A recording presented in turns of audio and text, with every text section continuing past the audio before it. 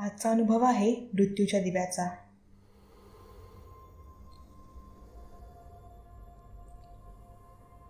जंगलाच्या वेशीबाहेर ते दोघे उभे होते, केशव आणि राघव. दोन्ही हात कमरेवर ठेवून ते आत खोलवर जंगलाकडे बघत होते. जंगलाच्या खोलीचा घनतेचा अंदाज घेत होते. आज त्यांनी पैज लावली होती आणि ती आजच पूर्ण करायची होती. शाळा नेमकी सुटल्याने ते लगबगीने जंगलाकडे आले होते. कोणी आपल्याला पाहिले नाही ना याची भीती होती, परंतु तसे काही झाले नव्हते. ते दोघे जंगलाच्या वेशीबाहेर उभे होते. सूर्य मावळतीला आला होता. डोंगराआड जाण्याची त्याची लगबग सुरू झाली होती. कोणत्याही क्षणी तो त्या मोठ्या डोंगराआड अदृश्य झाला असता. पैज पूर्ण करण्याचा काळ नजीक आला होता. सह्याद्रीचे ते घनदाट जंगल शेकडो मैलापर्यंत पसरलेले होते. ते उभे होते तेथून साधारणतः काही मैल आत जंगलात एक देवीचे मंदिर होते. कुठली तरी विचित्र देवी असावी ती, कारण तिची मूर्ती काहीशी ओबडधोबड होती. त्या देवीच्या समोर एक मोठा दिवा होता. गावातील लोकांचे म्हणणे होते की तो दिवा सतत पेटलेला असतो, तो कधीच विझत नाही. आता हे किती खरे आणि किती खोटे हे सांगणं कठीण, पण गावातील लोक निर्धाराने सांगायचे की तो दिवा सदा सर्व काळ पेटलेला असतो.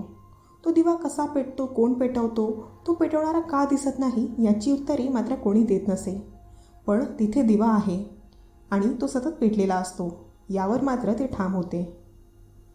याच दिव्याची कथा केशवने राघवला सांगितली.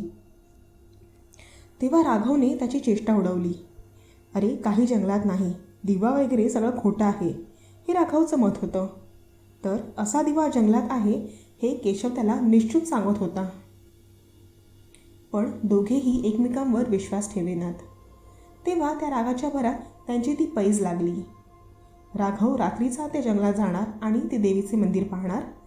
जर तिथे दिवा लागलेला असेल तर तो दिवा विझवून तो परत गावात येणार. अगदी साधी सरळ पैज. त्या रागाच्या भरात राघवने पैज मंजूर केली आणि ती पूर्ण करायला ते दोघे जंगलाच्या वेशीबाहेर उभे होते. राघव जंगलात जाणार, दिवा विझवणार आणि त्याची वाट बघत केशव या वेशीवर थांबणार. एकंदरीत असे त्यांचे नियोजन ठरले. राघव तयार झाला. काहीही हो, पैज हरायची नाही, ती जिंकायचीच. पैज जिंकली की केशव त्याचे हर एक काम ऐकणार होता. त्याचे दप्तर वागवणार होता. दुपारी सुट्टीत त्याला पाणी आणून देणार होता. डबा खाऊन झाला की तो धुवून देणार होता. असे बरेच काही काम तो करणार होता. तो जंगलात निघाला.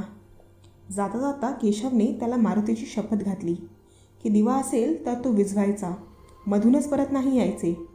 त्याला माहीत होतं राघवला मारुतीची शपथ दिली की तो खोटं बोलणार नाही, तो दिवा विझवणारच. सूर्य पूर्णपणे मावळतीला गेला होता. वातावरणातील उरला संधिप्रकाशही नाहीसा झाला होता. राघव जंगलाची ती वाट तुडवत आत निघाला. खिशातली छोटीशी बॅटरी त्याने बाहेर काढली. सुरुवातीला विरळ वाटणारं जंगल आता चांगलंच घनदाट भासत होतं. पायाखालची वाटही आता वेगळी जाणवायला लागली. आधीची टणक आणि कोरडी वाट आता संपली होती. दलदलीची वाट सुरू झाली होती. त्या दलदलीत पाय फसत होते. कधी तळवा, कधी घोटा, तर कधी गुडघ्यापर्यंत पाय दलदलीत फसत होते. चालताना त्रास जाणवत होता. खूप कष्टाने एक एक पाऊल टाकत तो पुढे जात होता. उंच झाडं, खुरटी झुडपं, वेली, रोपटे, रुंद बुडाचे अजस्त्र वृक्ष, उंच झाडे यांनी जंगल घनदाट बनले होते.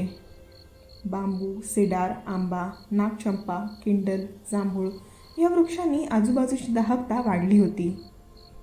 तो चालत बराच पुढे आला होता. हळूहळू आता एका प्राण्यांचे आवाज आजूबाजूच्या भागातून येऊ लागले. कोठेतरी वाघाची एक मोठी डरकाळी त्याचे कंपन उडवून गेली. जंगलाचा कोर एरिया लागला असावा, कारण जंगल आता अति घनदाट झाले होते. आजूबाजूचे काही दिसेना झाले. रातकिड्यांच्या आवाजाला नेमकी सुरुवात झाली होती.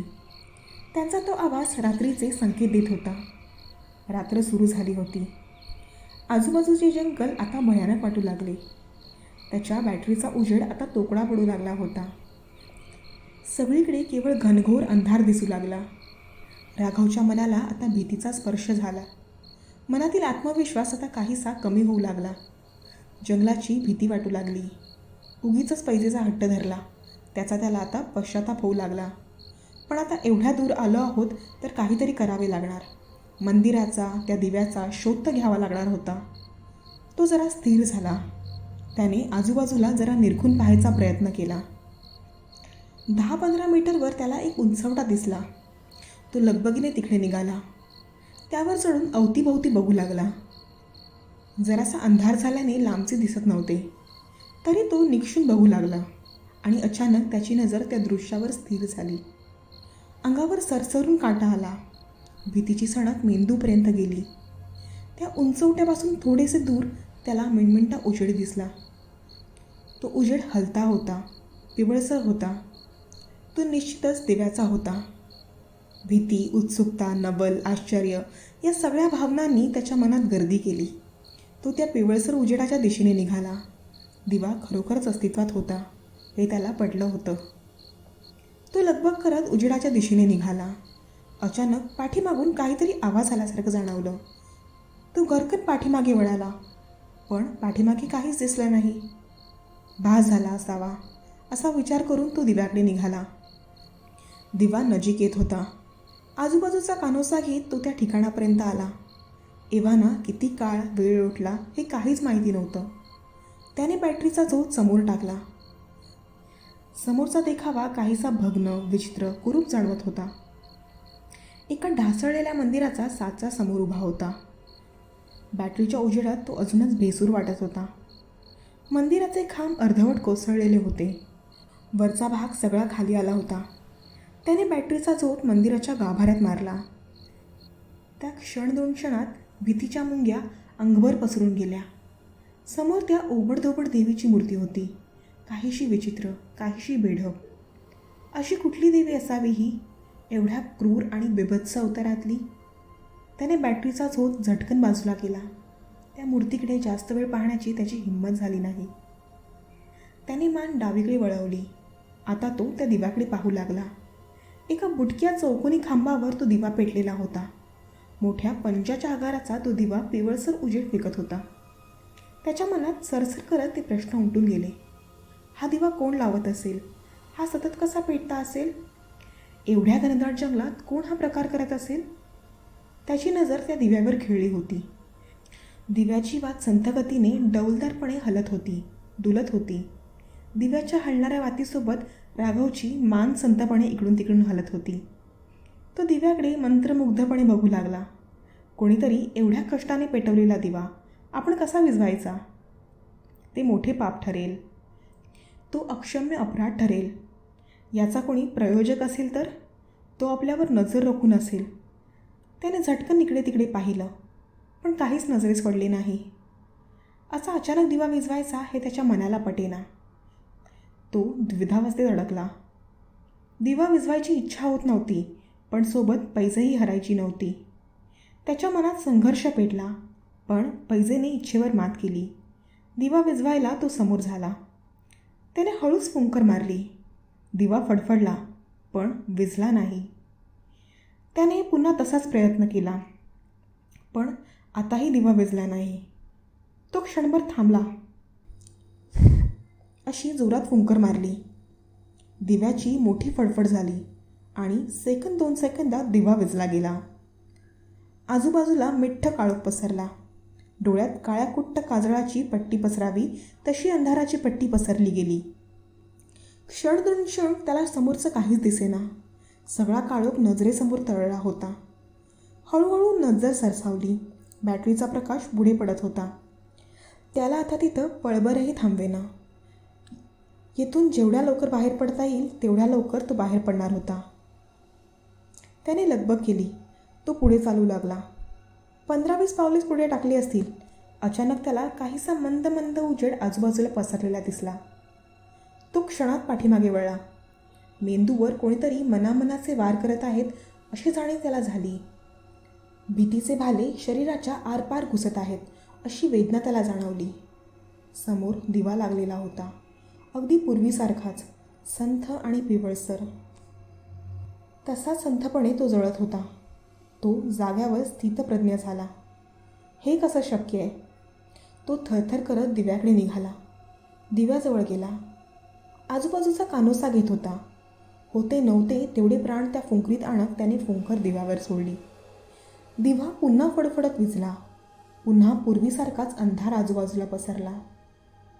तो झपाझप पावले टाकत निघू लागला. जेमतेम 15-20 पावले टाकले असतील. अचानक पुन्हा दिवा पेटला. आता मात्र तो भयभीत झाला. हे प्रकरण सोपे नाही याची जाणीव त्याच्या मनाला झाली. आता भीतीने सगळे शरीर, मन, मेंदू व्यापून गेले होते. तो तसाच पुन्हा माघारी वळला. वेगाने दिव्याकडे धावला आणि तो विझवला आणि तसाच वेगाने धावत पुढे निघाला. दिव्यापासून जेमतेम 7 ते 8 मीटर पुढे गेला असेल. पिवळा तांबडा उजेड त्याच्या आसपास प्रकट झाला. दिवा पुन्हा पेटला होता. आता राघव गर्भगळीत झाला. प्रत्येक रक्ताचा थेंब मलूल झाला होता. भीतीने तो उद्विग्न झाला होता. डोळ्यात अश्रूंची धार लागली. आपण महाभयंकर संकटात सापडले आहोत याची जाणीव त्याला झाली. आता आपली सुटका नाही या जाणीवेने त्याची मती कुंठित झाली. तो हतबल झाला.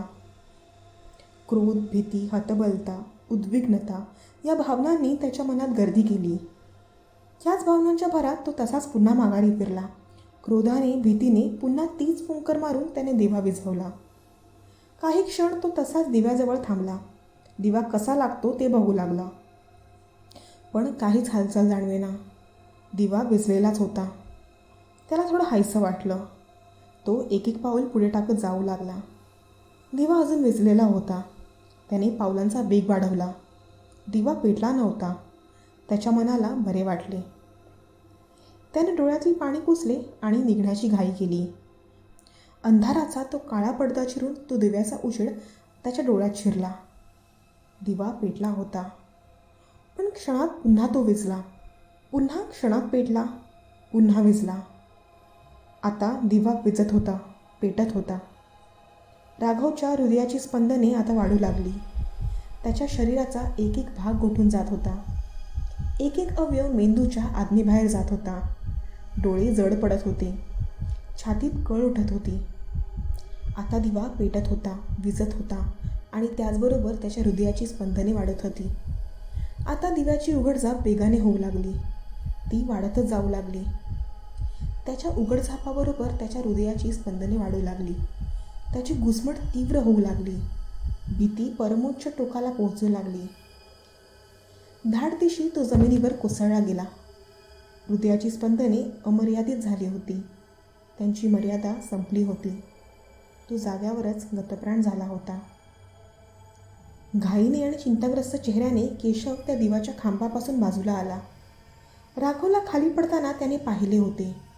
त्याच्या हातातील काळीपेटी गळून पडली होती. विझलेला दिवा पेटवताना त्याला मजा वाटत होती. पण त्याची मस्करी अशी राघवच्या जीवावर बेतेल याची त्याला कल्पना आली नव्हती. त्या निष्प्राण राघवजवळ तो आला. त्याच्या डोळ्यातून घळाघळा पाणी गळू लागले. त्याचा मित्र समोर मरून पडला होता आणि त्याच्या मरणाला तोच कारणीभूत ठरला होता. हो, तोच. एक पैज लावून आणि दुसरे दिवा पुन्हा पुन्हा पेटवून तो त्याच्या मृत्यूचे कारण बनला होता. सगळीकडे मिट्ट काळोख पसरला होता. केशव आता रडत होता. समोर आपल्या मित्राचा निष्प्राण देह, अवतीभोवतीचा तो मिट्ट काळोख, ती देवीची ओबडधोबड मूर्ती, ते ढासळलेले भग्न मंदिर. आपल्या एकटेपणाची आता केशवला जाणीव झाली. राघव संपला होता. आपली मस्करी त्याला भोवली होती. येथून आता निसटलेलेच बरे.